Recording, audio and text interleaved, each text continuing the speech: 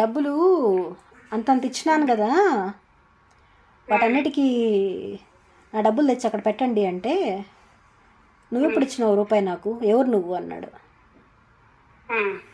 మీ కార్కంతా తెచ్చింది డబ్బులు ఎవరు అన్నా. నువ్వెప్పుడు ఇచ్చినావు నాకు, సాక్ష్యం ఉందా నీ దగ్గర అన్నాడు. ఏమనాలా?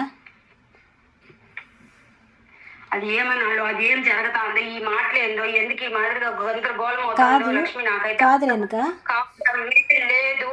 అది ఎందుకు జరుగుతాందో ఏమో అన్నీ నీ మంచికే వెయిట్ చేయి, ఒకరిపైన ఒక రివెంజ్ లాగా అనిపిస్తుంది. అన్నీ వెయిట్ చేయి, అన్నీ నీ మంచికే జరుగుతాయి. నా మంచి ఏం లేదు ఇక్కడ, నేనంతా కోల్పోయినా.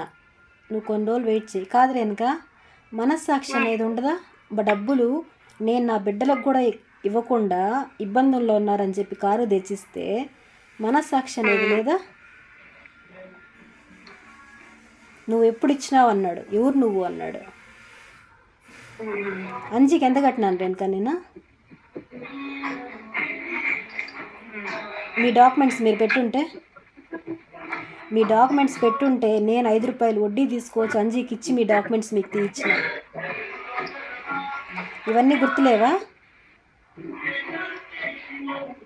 వీటన్నిటికి మనస్సాక్షి రాదా? అబద్ధాలు చెప్తా బతికేస్తున్నాడు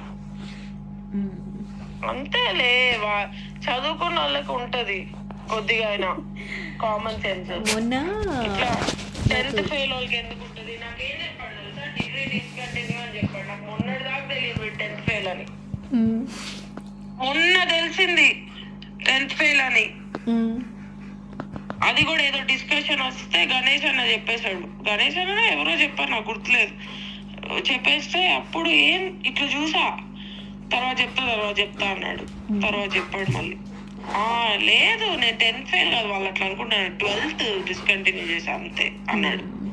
అది ఒక్కటి బిందు. నేను ఇక్కడ ఆశ్చర్యపడాల్సిన విషయం ఏమంటే, గణేష్ వీళ్ళందరూ ఎవ్వరికి కూడా నేను ఎవరిని తెలియదు.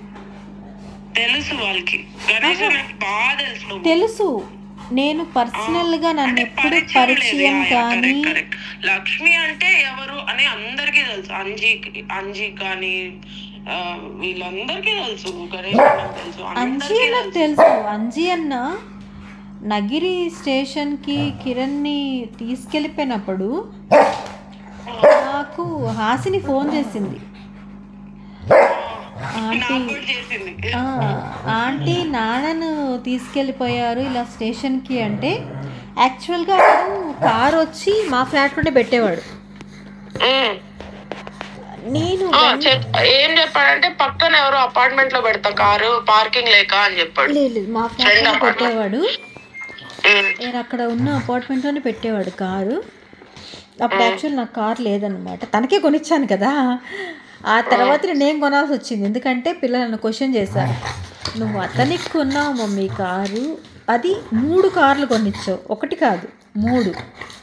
ఇప్పుడు మనకంటూ లేదు కదా అంటే, అప్పటికి కూడా నేను వెళ్ళి మర్చిపోయా, ఏదో సెకండ్ హ్యాండ్ ఆడి కొన్నావంట, నా మీద పోటీకి కొనింది, డబ్బులంతా వేస్ట్ చేసింది, అది పాడైపోయింది కారు, ఎందుకు పనికిరాకుండా అయింది అని చెప్పాడు. ఎందుకంటే పోటీకి కాదు, పిల్లలు అడగరా బిందు, నువ్వు అతనికి కొన్నావు,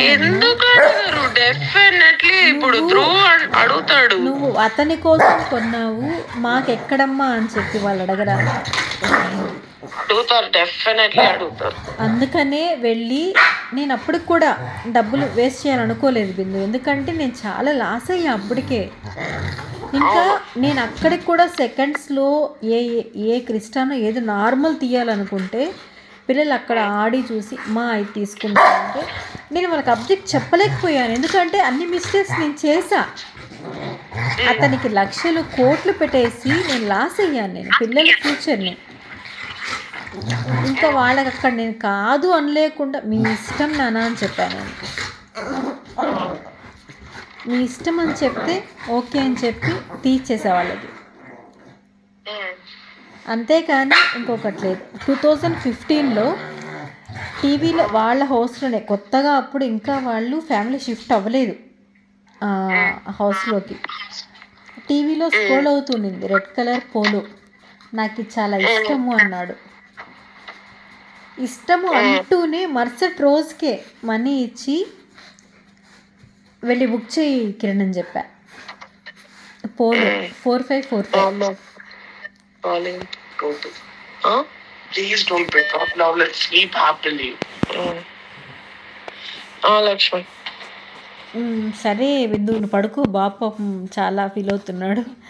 వాడు చాలా పడుకోలేకపోతున్నాడంట. నువ్వు వెళ్ళు బిందు, మరి నేను కాల్ చేస్తా రేపు స్కూల్కి వెళ్ళిపోయాక మాట్లాడు.